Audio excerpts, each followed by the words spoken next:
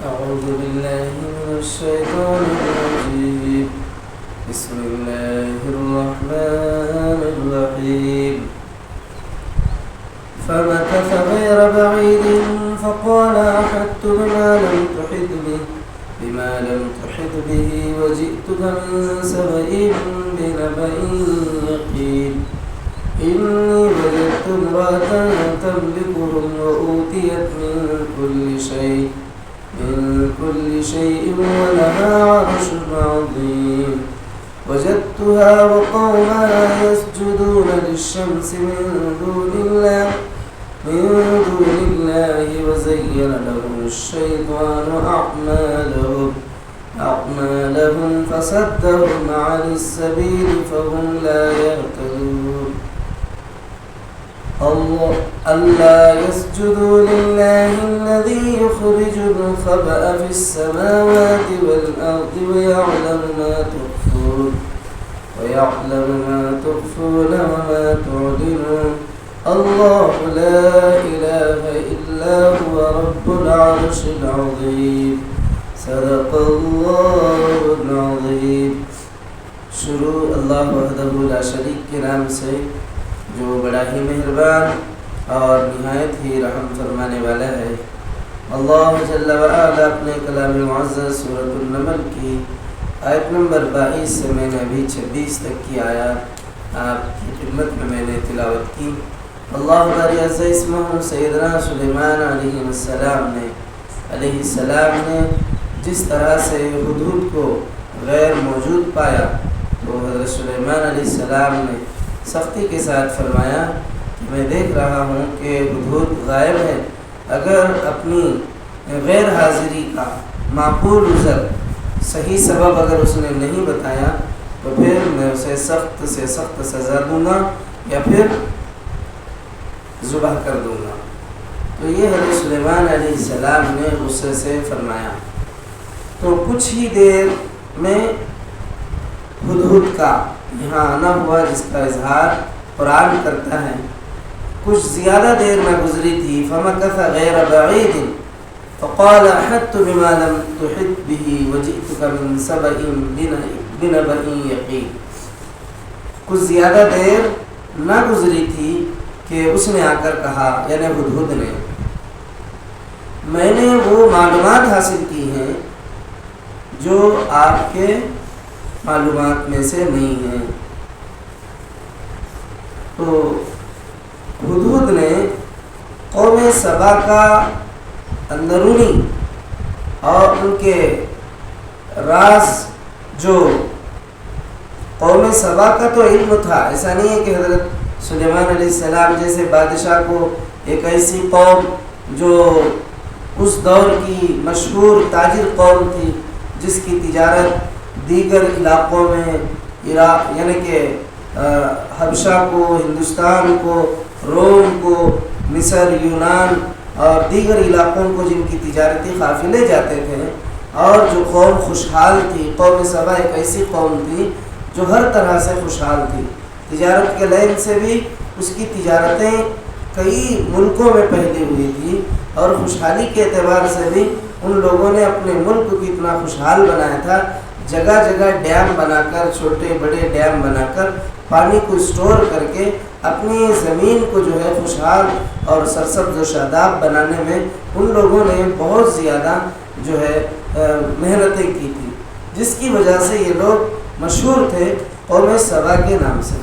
اور یہ قوم یعنی کہ آگ پرست تھی اور اسی وجہ سے انہیں عبد شمس سے پکارا جاتا تھا، یعنی سورج کے بندے، آگ کے پوجنے والے، سورج کے پوجنے والے تھے. تو اس وجہ سے ان کو قوم سبا کا دوسرا ایک اور نام جو ہے ان کو اس دور میں بندے آفتاب یا بندے سورج بھی کہا جاتا تھا. مورخین نے لکھا ہے. تو بہرحال یہ لوگ جو ہے آگ کے پرستش تھے، سورج کے ماننے والے تھے اور ان کا کلچر جو ہے توحید سے ہٹا ہوا تھا. اور یہ لوگ جو ہے خوشحالی کے اعتبار سے، دنیا داری کے اعتبار سے بہت زیادہ جو ہے ان کے پاس دولت اور خوشحالی بہت زیادہ تھی. تجارتی جو ہے انتظام بھی ان لوگوں نے دیگر ملکوں سے بنائے رکھے تھے اور اپنے علاقے کو بھی پانی سے سیراب رکھنے کے لیے جگہ جگہ چھوٹے بڑے ڈیم بھی بنا رکھے تھے۔ تو بہرحال حضرت سلیمان علیہ السلام بما لم تحط به وجئتک من سبع فقال احطت بما لم تحط به، جیسے ہدہد نے کہا کہ میں اس قوم کا جو آپ نہیں جانتے، قوم کو حضرت سلیمان علیہ السلام جانتے تھے مگر اندرونی حالات ان کا ملک کے اندر کیا ہو رہا ہے، وہ کیا کر رہے ہیں، ان کا نظام عمل کیسے ہے، اور وہ اس وقت میں کس طرح کے اپنے حفاظتی انتظامات کر رکھے ہیں، یہ ساری چیزوں کی تعلق سے ہدہد نے حضرت سلیمان علیہ السلام سے کہا۔ جیسے قرآن کہتا ہے کہ جو آپ کے علم میں، یعنی کہ جو باتیں آپ تک نہیں پہنچی ہیں وہ ساری باتیں میں لے کر کے آیا ہوں، وہ ساری باتیں قوم سبا کے تعلق سے آپ کی خدمت میں لے کے آیا ہوں، میں سبا کے متعلق یقینی اطلاع لے کر آیا ہوں۔ جئتک من سبع بنبأ یقین، یقینی اطلاعات، ایسا نہیں کہ ہوائی باتیں کس کی کس ان کو کہہ کی کون کی بول لیتے تھے، میں جو ہے آ کر کے بولا، ایسی باتیں نہیں ہیں۔ تو ہدہد نے کہا کہ میں یقینی باتیں، یعنی چشمدید باتیں، آنکھوں سے دیکھ کر کے، آنکھوں دیکھا حال میں آپ کو سناؤں گا جو کچھ میں نے دیکھ کر کے آیا ہے۔ ایسا نہیں ہے کہ صرف ایسی اطلاعات جو دوسروں کے ذریعے سے پہنچے ہوں یا ایسے ہی ہوائی باتیں، بالکل نہیں ہیں۔ یہ اس وقت میں جو ہے یعنی کہ ہدہد نے حضرت سلیمان علیہ السلام کے سامنے رکھا۔ قوم سبا کے تعلق سے اگر ہم تاریخ دیکھیں گے تو معلوم ہوتا ہے کہ وہ ان کا دارالحکومت معارب موجودہ یمن کے دارالسلطنت صنعاء سے 55 میل کے دور تھا۔ اگر ان کا جغرافی کیفیت کو اگر ہم دیکھنا چاہیں تو ان کا دارالحکومت جو ہے معارب علاقہ جس کو کہا جاتا تھا، فی الوقت میں جس کو یمن کا جو دارالسلطنت جس کو صنعاء کہا جاتا ہے، اس سے تقریباً 55 میل جو ہے بجانب شمال مشرق کی طرف واقع تھا، اور اس کا زمانہ عروج جو ہے بہت پہلے کا تھا۔ یعنی سلیمان علیہ السلام کا زمانہ تو آپ کو معلوم ہی ہے کہ بنی اسرائیل کے دور میں حضرت سیدنا عیسیٰ علیہ نبینا علیہ السلام سے ہزاروں سال پہلے کا ہے۔ یہ جو ہے عرب میں اپنی عظمت کے ڈنکے بجاتا تھا، تجارتی اعتبار سے، دولت کے اعتبار سے اس کا بڑا شہرہ تھا، اور یہ عرب کی دوسری قومیں حمیر یعنی کچھ دنوں تک ان کی وہاں پر بہت زیادہ زور و شور کی طاقت رہی، پھر جیسے مورخین نے لکھا ہے کہ کچھ دنوں کے بعد ان کا بھی معاملہ ختم ہوا تو دوسری عرب قوم نے ان کی جگہ لے لی جس کا نام مورخین نے حمیر لکھا ہے۔ تو بہرحال جیسے بھی ہو، ابھی ہمارا یہاں معاملہ قوم سبا کا ہے۔ عرب میں یمن اور حضرموت اور افریقہ میں حبشہ کے علاقے پر ان کا مکمل قبضہ تھا۔ عرب کے علاقے پر بھی یعنی قبضے سے مراد جو ہے ان کا تجارتی جو حالات تھے وہ آزادی کے ساتھ وہ ان علاقوں میں تجارتیں کر سکتے تھے۔ مشرقی افریقہ، ہندوستان اور خود عرب کی جتنی تجارت مصر، شام، یونان، روم کے ساتھ ہوتی تھی وہ زیادہ تر انہی سبائیوں کے ہاتھوں میں تھی تجارتی معاملات۔ اسی وجہ سے یہ قوم قدیم زمانے میں اپنی دولت کے لیے بہت زیادہ مشہور سمجھی اور مانی جاتی تھی، بلکہ یونانی مورخین نے تو اسے دنیا کے سب سے زیادہ مالدار قوم بھی لکھا ہے۔ یونانی ہسٹری میں ان کو جو ہے دنیا کی بڑی جو ہے مالدار قوموں میں قوم سبا کا ذکر کیا ہے۔ تجارت کے علاوہ جیسے میں نے ابھی آپ کو بتایا تھا کہ ان کی خوشحالی کے اسباب یہ بھی تھے کہ پانی کو سٹور کرنے کا نظام ان کے پاس بہت اچھا تھا، یعنی بارش کا ذرا پانی بھی وہ ضائع ہونے نہیں دیتے تھے۔ پورے پانی کو مکمل طریقے سے محفوظ رکھنے کے لیے چھوٹے چھوٹے جو ہے چیک ڈیم جیسے ہم کہتے ہیں کھیتیوں پر یا ندیوں پر، اور اسی طرح سے جہاں جہاں پانی کے تھوڑا بہت جمع ہونے کا بھی وہاں ان کو امکان معلوم ہوتا تو ان ساری جگہوں کو جو ہے پانی کے مجتمع کرنے یعنی محفوظ رکھنے کا سارا انتظام یہ کر لیتے تھے۔ جس کی وجہ سے زمینی اعتبار سے بھی ان کا بہت زیادہ خوشحال علاقہ تھا، اور رہی تجارت کا معاملہ تو جس کی وجہ سے دنیا کے اکثر ممالک کے ساتھ ان کے تعلقات بھی قائم تھے۔ تو اس طرح کی یہ قوم تھی۔ تو انی وجدت رأتن تملکہم وأوتیت من کل شیء ولہا عرش عظیم۔ حدود نے کہا میں نے وہاں ایک عورت دیکھی، میں نے وہاں ایک عورت کو دیکھی جو حکمرانی کر رہی ہے، جو اس قوم کی حکمراں ہے، یعنی کہ عورت کے ہاتھ میں حکومت ہے۔ انی وجدت امرأۃ تملکہم وأوتیت من کل شیء ولہا عرش عظیم، اس کو ہر طرح کا سر و سامان یعنی کہ بخشا گیا ہے، یعنی ہر طرح کی سہولتیں اس کی سلطنت کو میسر ہیں، مکمل طریقے سے خوشحال علاقہ ہے، اور اس کا تخت بہت بڑا عظیم الشان بھی ہے۔ اور جو ملکہ سبا تھی، یعنی اس قوم کی جو ملکہ تھی، تو اس کا ملکہ سبا کا جو تخت تھا وہ عرش عظیم کہا گیا۔ حدود نے کہا کہ بہت بڑا جو ہے اس کا تخت تھا جس پر وہ بیٹھا کرتی تھی حکومت کرنے کے لیے۔ تو وہاں کے حالات کا بھی حدود نے بتا دیا، اور اس کی طاقت کا بھی، اور وہاں کے خوشحالی کا بھی، جیسے ان کے پاس بہت زیادہ سر و سامان ہے، یعنی خوشحالی کا بھی ذکر بتایا، اور اس کی طاقت کا بھی بتایا، اور ان کے عقیدے کا بھی بتایا۔ اس چھوٹی سی آیت میں دیکھیے حدود نے انی وجدت امرأۃ تملکہم وأوتیت من کل شیء ولہا عرش عظیم، ان کے جو ہے حاکم کو بھی بتا دیا کہ ان کی حاکم جو ہے ایک عورت ہے، اور دوسرا یہ کہ ان کو بہت زیادہ خوشحالی میسر ہے، اور تیسرا یہ کہ وہ بڑی طاقتور قوم ہے، یعنی کہ خوشحالی اور اس کا تخت، اس سے اندازہ ہو جاتا ہے کہ ان کی طاقت کتنی زیادہ ہے۔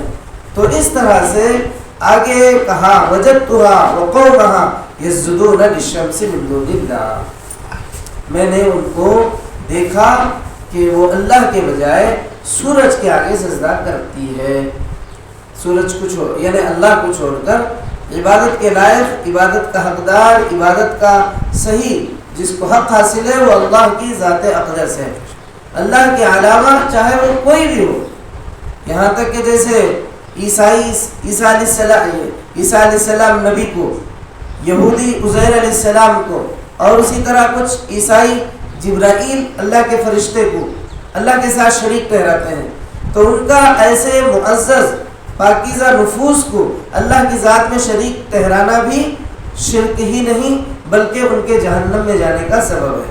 واضح بات ہے، صرف اللہ کی ذات ایک ہی ہے جو عبادت اور بندگی کے لائق ہے۔ اگر یہاں رہی بات اللہ کے علاوہ اللہ کی تخلیق کی عبادت ہو رہی ہے، اللہ کی تخلیق، اللہ کے پیدا کردہ سورج کی، اور اللہ تبارک و تعالیٰ نے سورج کو پیدا کیا ہے، اور سورج اللہ کی ایک مخلوق ہے، اور یہ لوگ اللہ کو چھوڑ کر سورج کی بندگی کر رہے ہیں، اور اسی کا اظہار حضرت سیدنا سلیمان علیہ السلام کے سامنے جو ہے حدود نے کیا۔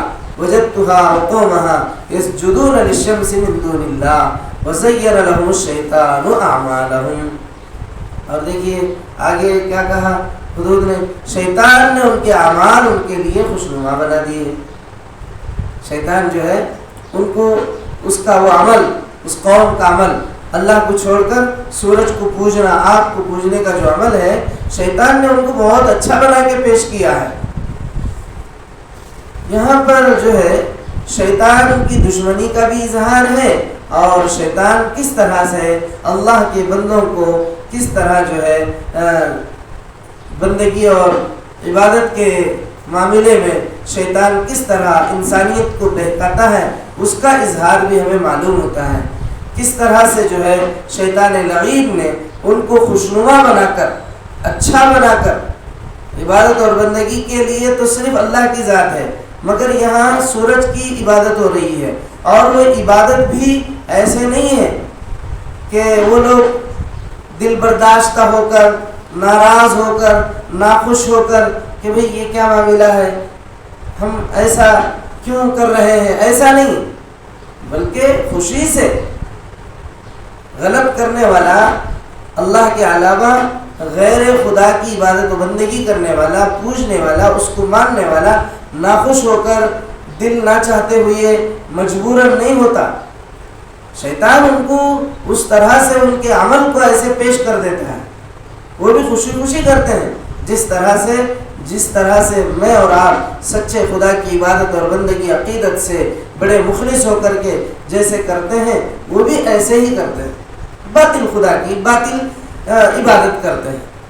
تو شیطان کو بیچ میں لایا گیا کہ حقیقت میں بھی شیطان ہی ہے، ساری انسانیت کا دشمن، اور حدود نے کہا کہ شیطان لعین نے ان کے اس حرکت کو، یعنی کہ حیرانی کی بات تھی کہ لوگ جو ہے اللہ کو چھوڑ کر، حقیقی معبود کو چھوڑ کر، جس نے پیدا کیا ہے اسے چھوڑ کر، پیدا کردہ جس رب نے جس کو پیدا کیا ہے اس کے پیدا کردہ مخلوق کی عبادت کی جا رہی ہے، تو یہ حیرانی کی بات تھی، یہ تعجب کی بات تھی۔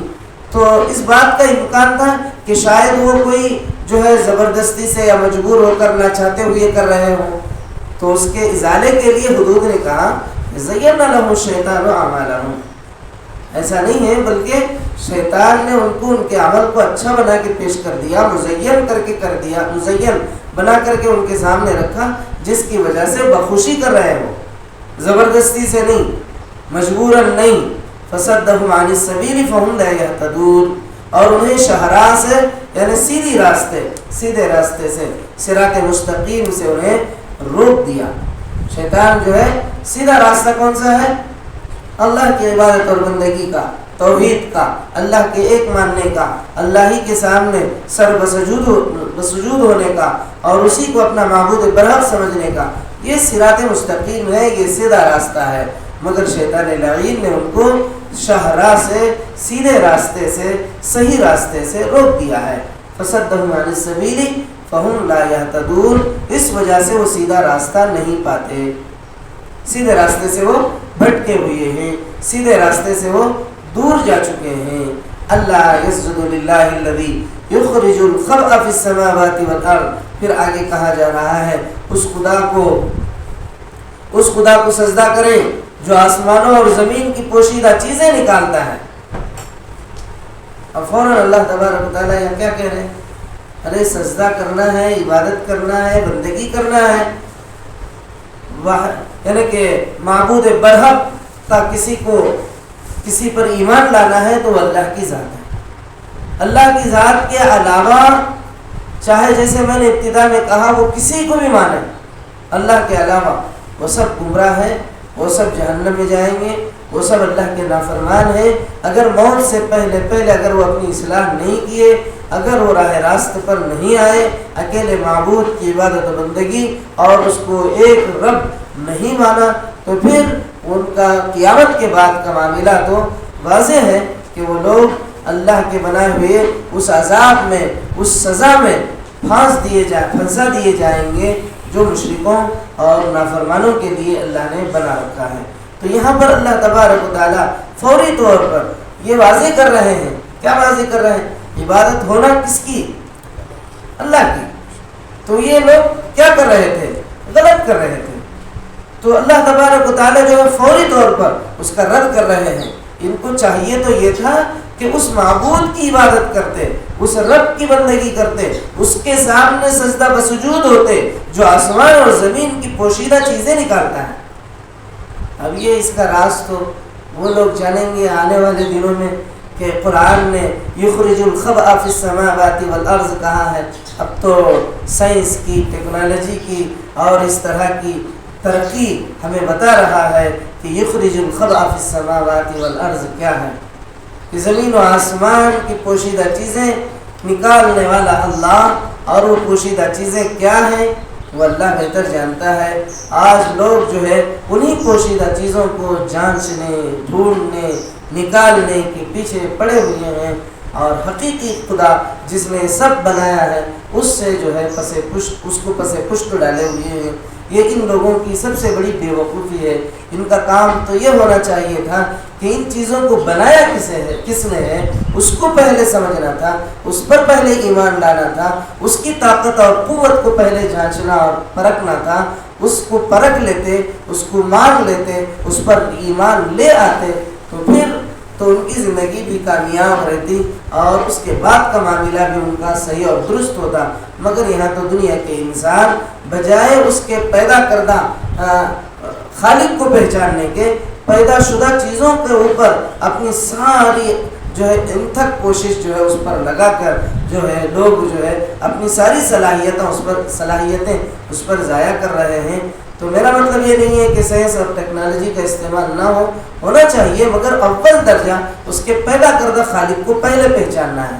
اس کو پہلے پہچان لیا جائے، اس کی طاقت و قوت کا اندازہ پہلے لگا لیا جائے، پھر اس کے بعد اس کی تحقیق ہو، اس کے ذریعے سے فائدہ اٹھایا جائے، اس کے ذریعے سے انسانیت کو فائدہ پہنچانے کے جو طریقے ہیں اس کو لیا جائے تو وہ غلط نہیں ہے. مگر یہاں معاملہ دیکھیے کہ جتنے لوگوں کا جو ہے زمین و آسمان کی پوشیدہ چیزیں، پوشیدہ باتوں کے اوپر تحقیق کر رہے ہیں، اس میں سے جو ہے کچھ لوگ تو الحمدللہ کچھ دنوں بعد ہدایت یافتہ ہوتے ہیں، اور اکثر لوگ جو ہے پرانی گمراہی میں ہی لت پت ہو کر اپنی زندگیاں ختم کر دیتے ہیں. تو بہرحال اللہ تبارک و تعالیٰ فرماتے ہیں یہاں پر معاملہ کیا تھا. دیکھیے کہ حدود نے آ کر کے ایک بڑی خبر دی تھی ان کی جاہ و حشمت کی اور ان کی طاقت کا اور ان کی خوشحالی کا. تو اسی لیے اللہ تبارک و تعالیٰ نے یہاں فرمایا کہ یخرج الخبء فی السماوات والارض، کہ ارے ان کی خوشحالی، ان کی دولت، ان کی طاقت، ان کا وہ عظیم الشان تخت جس کو عرش عظیم کہا گیا، یہ ساری باتیں ہیچ ہیں اللہ کے یخرج الخبء فی السماوات والارض کے سامنے. وَيَعْلَمُ مَا تُخْفُونَ وَمَا تُعْلِنُونَ، اور اللہ کی ذات تو وہ ہے کہ چھپی ہوئی اور علانیہ ساری باتیں وہ جانتا ہے. چھپ کے کیا ہے، علانیہ طور پر جو چیزیں ہیں اسے بھی، ظاہر ہونے والی چیزوں کو بھی اللہ جانتا ہے، چھپ کر جو چیزیں ہیں ان چیزوں کا علم بھی اللہ کے یہاں ہے. تو سب کچھ اللہ جاننے والا ہے. اور اللہ کا معاملہ، اللہ کی طاقت کا معاملہ، اللہ کی قدرت کا معاملہ، اللہ تبارک و تعالیٰ کا یخرج الخبء فی السماوات والارض. اللہ کی ذات کوئی معمولی ذات نہیں ہے. قوم سبا کیا، ایسی بے شمار قومیں چاہے وہ کتنی بھی ترقی یافتہ ہوں، اللہ کے معاملے میں کچھ بھی نہیں ہے، اور اللہ ہی نے ان کو عطا کیا ہے ساری نعمتیں. اللہ لا الہ الا ہوا رب العرش العظیم، اور اللہ کے جس کے سوا کوئی مستحق عبادت نہیں، جو عرش عظیم کا مالک ہے. اور اللہ یعنی اللہ جو کہ لا الہ الا ہو، نہیں کوئی اس کے برابر یا اس کے جیسا یا اس کے سوا کوئی مستحق عبادت. اللہ کے سوا کوئی عبادت کا لائق ہے ہی نہیں ہے، نہ زمینوں میں نہ آسمانوں میں، نہ قوم سبا کے لیے، نہ قوم عرب کے لیے، نہ قوم سلیمان کے لیے، کسی کے لیے بھی اس کے علاوہ کوئی عبادت و بندگی کے لائق ہے ہی نہیں. صرف اکیلا اللہ عبادت اور بندگی کے لائق ہے، اس کا نام ہے اللہ. اللہ لا الہ الا ہو رب العرش العظیم. اور وہ بھی ایسا ہے کہ وہاں بھی عرش کا ذکر حدود نے کیا تھا، اسی لیے یہاں کہا گیا کہ یہ اللہ ایسا ہے کہ وہ عرش عظیم کا بھی رب ہے. وہاں بھی عرش عظیم کی جو ہے حدود نے اظہار کیا تھا. یہاں اللہ تبارک و تعالیٰ اس کو رد کرتے ہوئے کہیں اس کا اثر، جیسے باتوں کا اثر جو ہے انسانوں کے دلوں پہ پڑتا ہے، اسی لیے کہیں اس کے باتوں کا اثر لوگوں کے دلوں پہ نہ پڑے. اللہ کی عظمت اور اللہ کی طاقت، اللہ کی قوت کو اظہار کرتے ہوئے اللہ نے فرمایا کہ میں ایک ایسا خدا ہوں. یعنی اللہ اپنی شان، اپنی عظمت، اپنی بڑائی، اپنی کبریائی کو اظہار کرتے ہوئے کہا کہ میں ہوں وہ جو عرش عظیم کا رب ہوں. تو یہ تھا. آگے حضرت سلیمان نے حدود کی باتیں اور اس کی دی ہوئی خبروں کو سن کر آپ نے کیا فرمایا، آپ انشاءاللہ آئندہ کل سبق فرمائیے. اللہ باری عز اسمہ سے دعا ہے پروردگار عالم مولا کریم اپنے کرم و فضل سے ہمیں ایک توفیق، ایک ہدایت عطا فرمائیے. اسلام قبول والا فرما، مسلمانوں کی حفاظت فرما، بلاؤں وباؤں، پریشانیوں، مصیبتوں، حادثوں سے مولا ہماری بھرپور حفاظت فرما. زمینی آسمانی حادثوں سے مولا ہماری حفاظت فرما. مولا بے شک ہم گنہگار بندے ہیں، مگر مولا بندے تو آپ ہی کے ہیں. ہماری ہدایت کے، ہماری سلامتی کے، ہماری عافیت کے اور ہماری بہتری کے مولا آپ فیصلے فرمائیے. ہمارے لیے ہر قسم کی اے اللہ زمینی آسمانی بلاؤں سے ہماری حفاظت کے انتظامات فرمائیے. اے اللہ امت مسلمہ کو ذلت سے، رسوائی سے بدنامی سے گمنامی سے بچا دیجیے۔ اے اللہ اس ملک کو امن کا گہوارہ بنائیے، امن کا گہوارہ بنائیے۔ اس ملک میں بسنے والے سارے لوگوں کو پیار و محبت سے رہنے کی توفیق عطا فرمائیے، نفرتیں عداوتوں کا خاتمہ فرمائیے۔ اے اللہ اس ملک کو جو گلدستہ کہا جاتا ہے، اے اللہ اس گلدستے کو ایسے ہی برقرار رکھیے۔ اے اللہ اس میں نفرتیں اور عداوتیں کے پھیلنے سے اے اللہ اس ملک کو محفوظ فرمائیے، اپنے کرم سے مولا دعاؤں کو قبول فرما۔ آمین وآخر دعوانا الحمدللہ رب العالمین۔